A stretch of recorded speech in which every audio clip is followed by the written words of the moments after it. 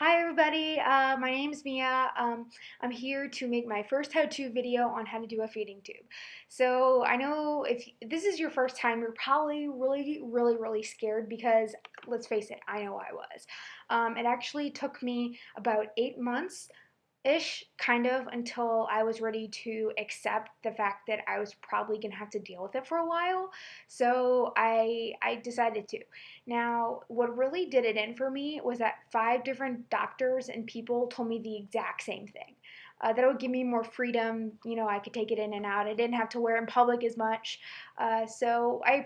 I'm glad I did, really. I actually had to be put out in order for them to get the feeding tube in because the sedative, I had panic attacks and bloody noses. It was a mess.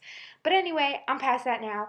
And so I want to pass on some helpful words, tips, show you how to do it so it's not as scary as when you sit in a doctor's office anticipating the worst. So I hope this helps you. And so let's get started. Um, so, okay, so you obviously need the feeding tube. Pretty important. I have here a 10 French. Now, I don't know what you use. This is what my doctor gave me, and it just kind of depends on the size, but all in all, it's the same idea. The tube's actually numbered for placement, so you know exactly what you're doing. Your doctor or nurse, whoever is in charge, will probably give you a number.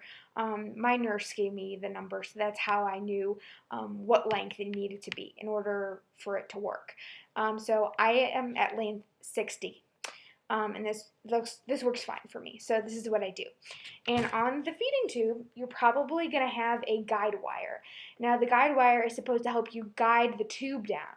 Now the thing with the guide wire that I don't like is that it makes the tube less bendy. Now it looks pretty bendy, but if the guide wire is in, it's just not the same.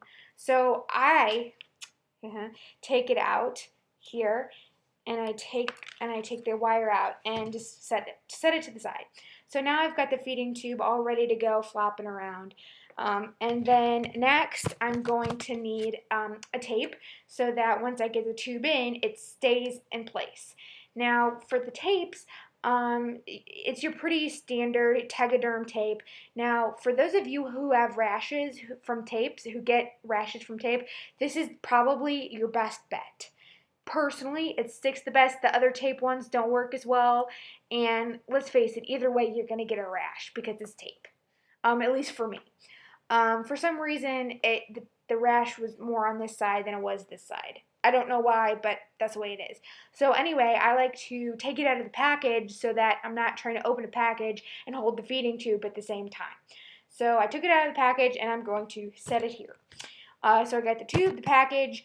I also want to have water here. This is important because it helps the tube slide down, whatever you need. Now, you would think because you have a tube, you don't want a straw because there's just too many things around. But actually, it's a lot better because if you're holding a tube and you've got a whole huge cup going on, you don't want that. So it's much easier to sip from a straw than as if you would to be drinking it without a straw. So I use a straw always with a bendy, not just a regular straw, but a bendy. So I have that, and let's see. I also have my lubricating jelly, and no matter which way I face it, it's not going to spell it out the right way.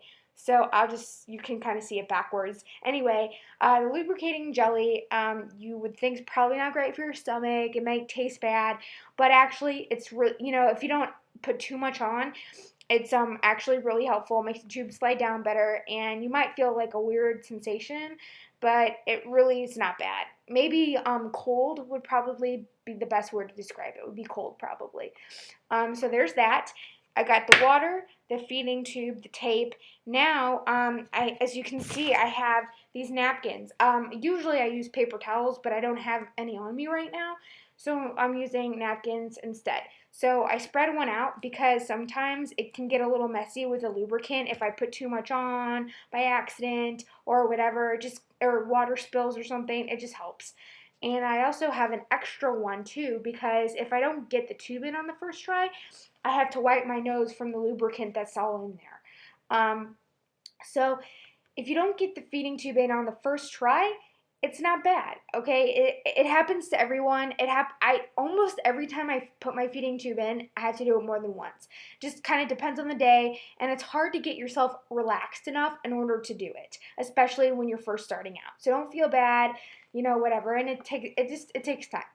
And so I've got all of those things, and I also have a syringe.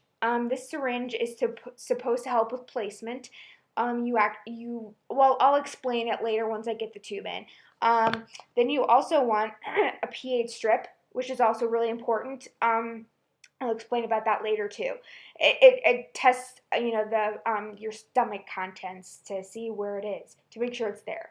Then lastly, you have your alcohol swabs for the syringe because you want to be super clean, and this is not the first time I've used it because I reuse it sometimes, so you definitely want that. So now that we've got all the bases covered on what you need, let's get started. And please excuse me if I don't get the tube in on the first try because it just happens. So here I go. So I'm going to get the tube in here like so, and I'm going to dip it in the lubricating jelly like so. Got that going, kind of however much you want, but I say what you need is kind of your own preference, whether you like it like gloppy or not. So I kind of had it on a little gloppy, so I wiped it down on there. So I've got the tube in here, and so I learned this from my nurse. If you are putting your feeding tube in, always put it in the direction it tends to like to bend. Because if you put it in the opposite way where it doesn't like to bend, it's going to make it so much harder and it's not going to want to go the right way. So always make sure it's in where it always falls is really important. So don't worry about the number once you you really want to worry about the number once you get the feeding tube in and you feel like you're ready to check. So here I go. You always want to check once you've done it enough times, you'll find the sweet spot, and you'll know that if it goes in super easy, it's wrong hole. And if you start choking, you'll know it's the wrong hole. So if it has a little tug to it, you're good. So here I go.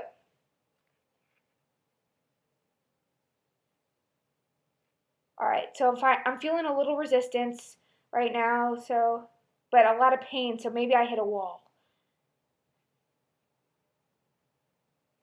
All right, that was too easy, and if you cough, that's fine. If you kind of hiccup, I know some people belch when they do this, so if that happens, don't be scared.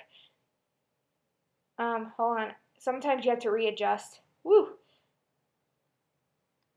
All right, sometimes you have to go up to the side. All right, I'm going to take it out because I did not get that. Okay, so like I said, I didn't get on the first try. I hit places. So kind of expected this, so I got that going. And I'm going to put a little more lube on since it all kind of ended up in my throat and my nose. Well, I didn't even get it to my throat, so really my nose. So I'm going to put this in again. So yeah, so I kind of have it where I'm at, and it kind of goes up, if you get what I'm saying, but not all the way up, just kind of at a tilt. It just takes practice, really. I can't explain it in like a for sure way because everybody's face is built differently. I mean, not built differently, but like the structure. So I'm just gonna put it in. Oh, I found the little resistance. So I'm pushing it through. Here we go.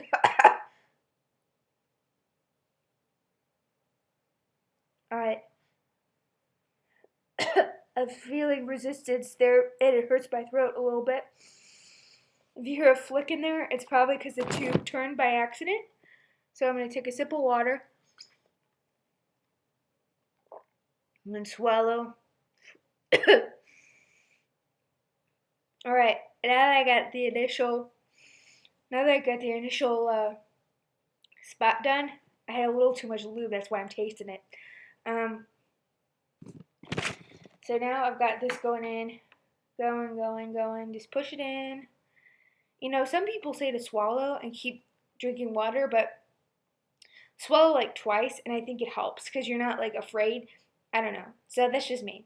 I'm gonna take another drink of water because I'm feeling my throat's really dry today. All right, there we go. All right, so now I want to look for where the number is. So I'm at 60. So, ooh, I'm pretty close. A lot closer than I thought.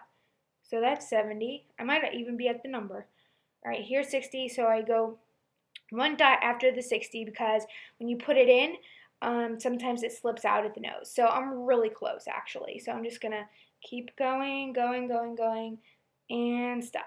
So now I put in my feeding tube. Yay! Okay, so now I'm going to put it around my ear because and hold it there because it makes it actually a really great holder, believe it or not. So now I've got this in, and I need my tape now. So I'm just, if you let it go like that and you don't hold it, as long as it's wrapped around your ear, it'll be okay. My nose is dripping a little bit because there's an object in there. So you got that going, and you want to get tape on there. So now I'm doing the tape. Turn it around. Now I like to really look in the mirror, but with practice I don't really need to. But I got the camera, so I don't need to. So here it goes. You don't want to get it too close to your eye because that's where it's most sensitive, and you'll most likely get a rash or whatever. So don't want to do that. So then once you stick it on there, you undo the tape, and yay! So I got that all in, ready to go. Then on here I got a little strip I can put on, like so. You can put it kind of anywhere you want, but I like to put it more in the front. It's kind of more wet, if you get what I'm saying. So now I got this, and so now I can have a party. I did it, and so now it's time for the pH testing strips. So you've got the syringe, and so basically what you do is you take the end of your tube. I'm going to take it out from my ear so I can show you what I'm doing here with my hair.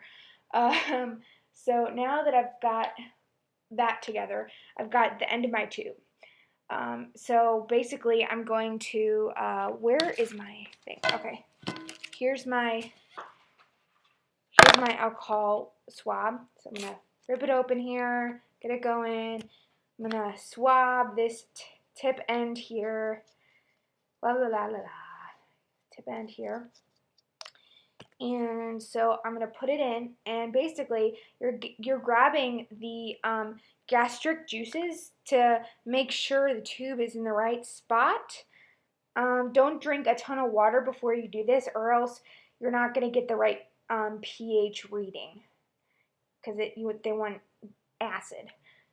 So once you do that, and if no gastric fluid comes out the first couple of times, then maybe you need to go a little bit lower, kind of recheck. So I'm gonna pull it out, and it's gonna look gross, so don't get freaked out. So I'm pulling. Okay. Got some. And I'm gonna take it out. It's stuck. There. Okay, so now that I got this here, I'm going to close the cap. And so I've got it in the syringe. And now I'm going to squirt it on here. And the pH reader chart should be on there. And so 0 through 5 is where you want to be. Anything past 5 is not a good reading. So anywhere anywhere from 0 to 5 is good. So that's it. You got the pH reading, you're good. You got your tube in, that's it. So thanks for watching, and I hope my incessant rambling didn't bother you. See you again soon. Bye.